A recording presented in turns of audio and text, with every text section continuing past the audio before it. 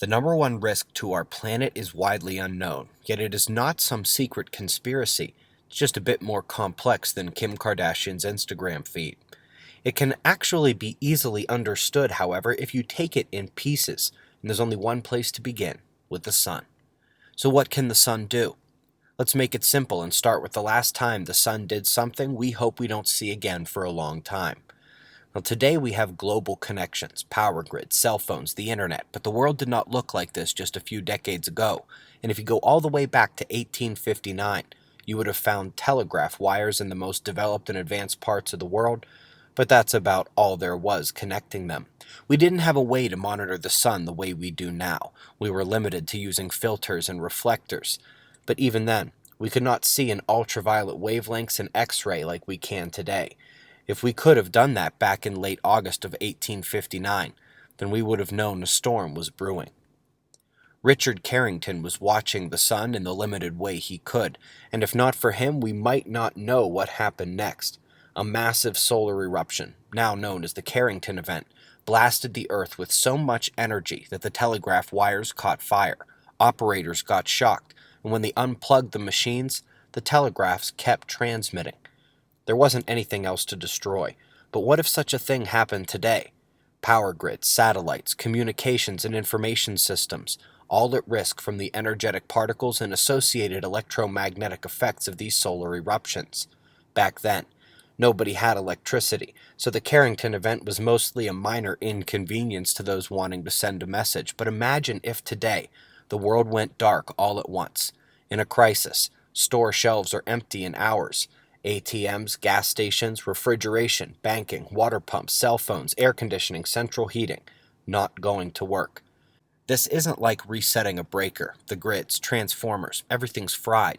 If it takes a decade to regain some semblance of normalcy, just how do you make it through that period? Let's take a look at just what we're dealing with. Step 2. Now that we know what the sun is capable of, what exactly are these solar eruptions? Dense areas of magnetism, called sunspots, contain particle flows and highly active magnetic fields. When the fields cross each other or become disturbed in some other way, these particles can surge to nearly the speed of light, releasing X-ray energy called a solar flare.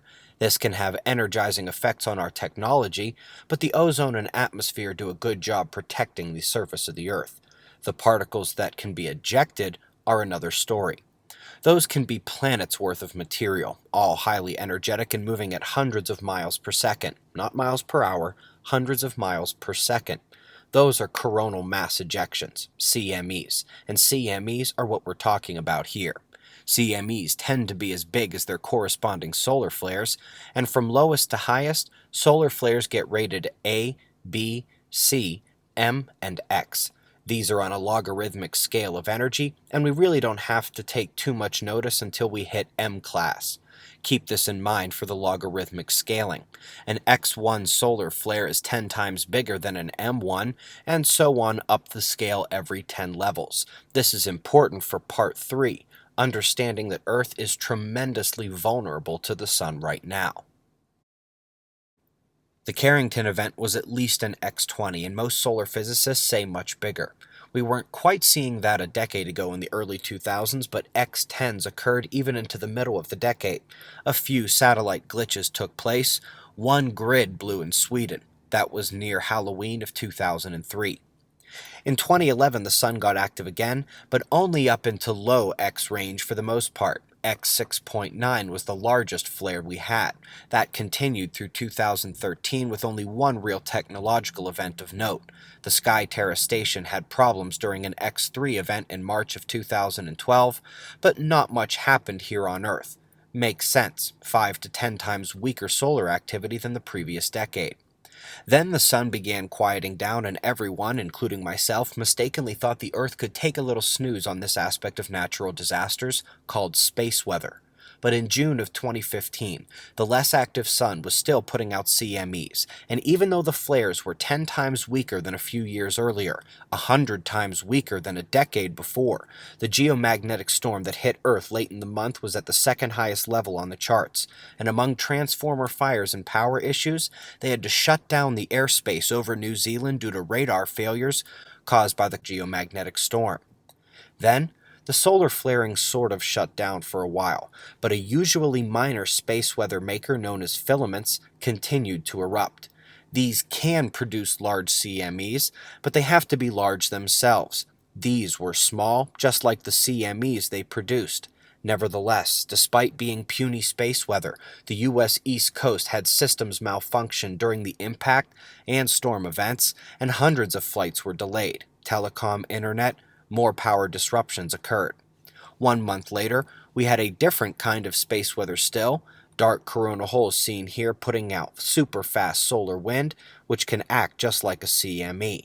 One of those events caused a major blackout in Ireland, while another caused electrical fires and transformer failure reports to surge by a factor of 10 during the storm event, and caused the Peak Power Plant in San Diego, SDPG&E, to shut down their systems due to voltage concerns. That's the system built for the middle of the summer energy usage spikes. Then came November, and the month began with even more coronal holes. The speedy streams from those hit Earth like a baseball bat, driving strong magnetic storms across the globe and forcing Sweden to ground air travel for the third such event in 5 months. The radar guys said they just saw static. Literally everything you can expect to go wrong if the electricity isn't right seems to go wrong during these solar events. We're talking about tiny solar flares here, small filaments erupting, and corona holes that are not supposed to rival the power of big solar flares and CMEs, all producing the type of effects we would worry about with a big one. It's just that these are on a smaller scale in terms of what the sun is doing. This was not happening just a few years ago, the technological problems, and certainly not in the years before that. So what does that mean? What would it take for the sun to cause a global blackout now? Well, in the year 2000, someone might have said X30 or higher, direct hit with the CME. If you had asked me back in 2012, I'd have said about the same thing, maybe X20. But given what we saw happen with M-class flares, small filaments, and coronal holes, could you imagine if it was just 10 times worse?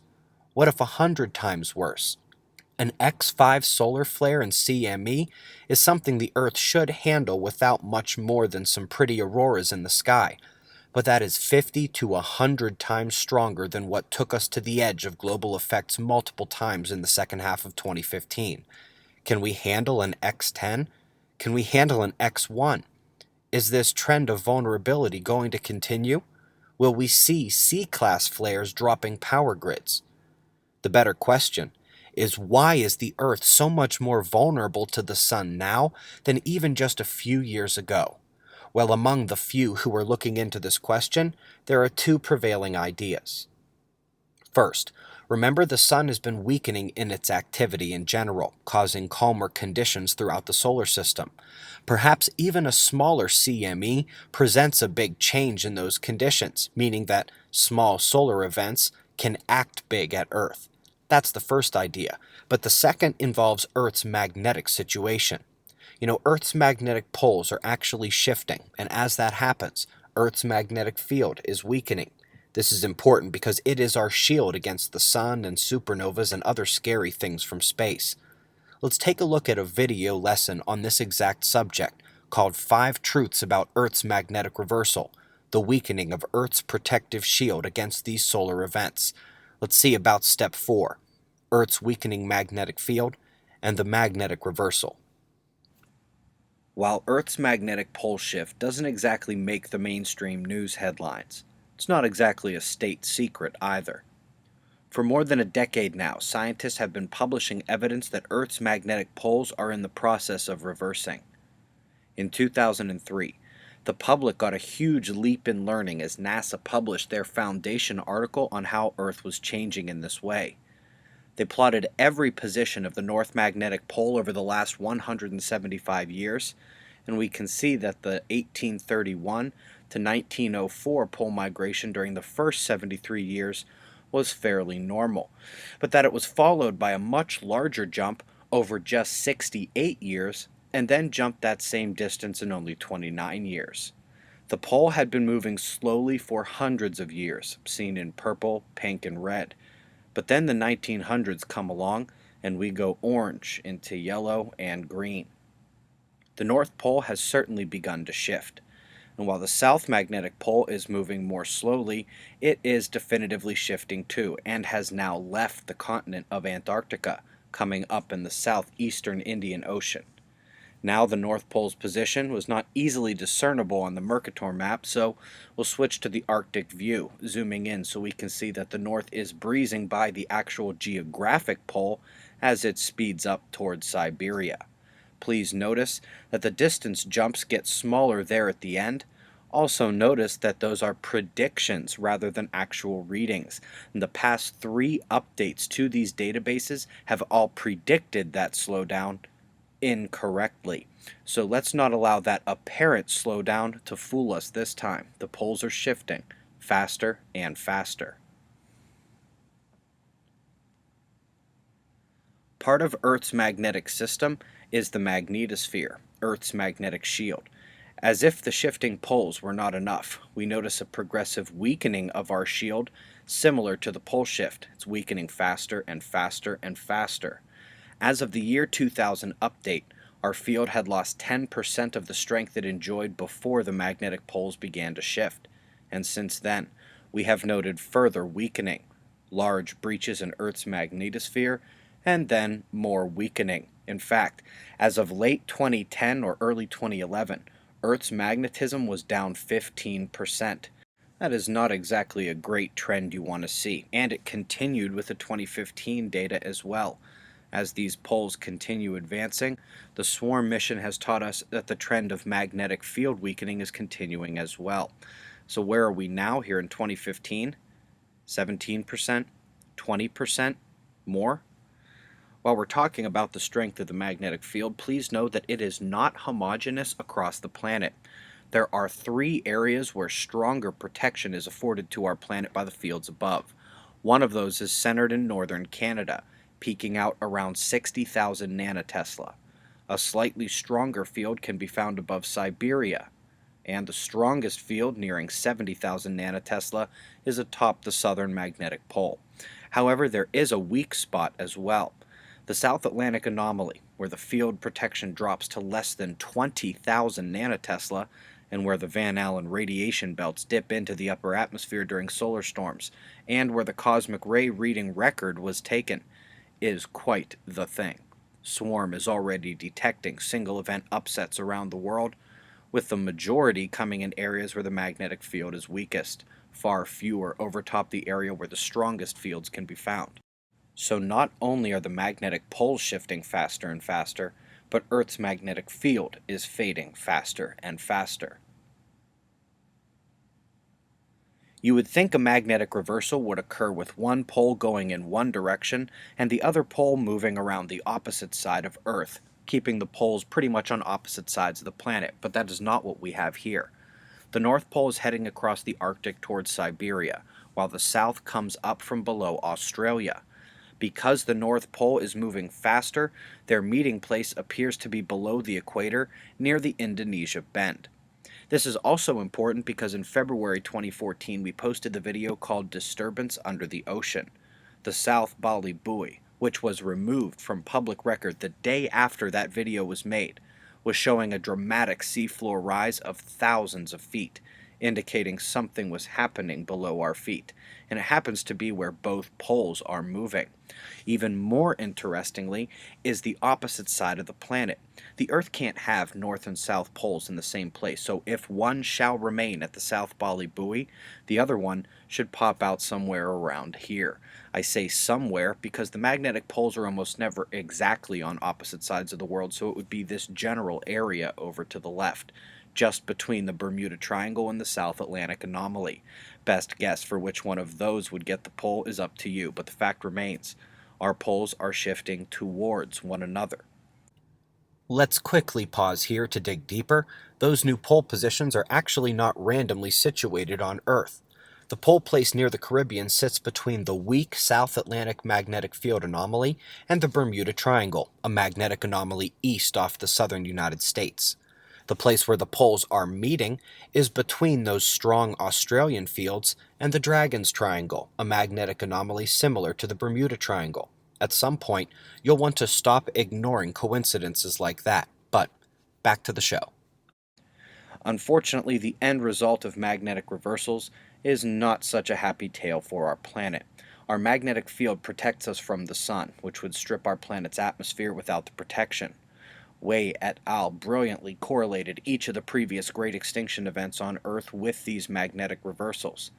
Because of the extra oxygen loss into near-Earth space, Earth is also at risk from major starwater events, like Noah's flood might have been. The starwater danger here is detailed in a video called Superflood. You can also research Arcstorm to learn more about the smaller version of the superflood. There is a new danger now, however, that was never present before. Way above our heads, we find electric layers, magnetic fields wrapping around our planet. We've been talking about them in this video. If we lose our shield, we are at risk for a danger that can happen much more quickly than an oxygen loss. The greatest danger that solar eruptions pose to Earth is electrical. The sun can surge so much energy into the Earth that transformers and grids could be destroyed. We could be without electricity for years. Now, while many scientists admitted that a reversal was potentially underway, others have yet to reach that conclusion, and those who had always thought it would take hundreds or thousands of years to complete. But a few Berkeley scientists just blew that wide open.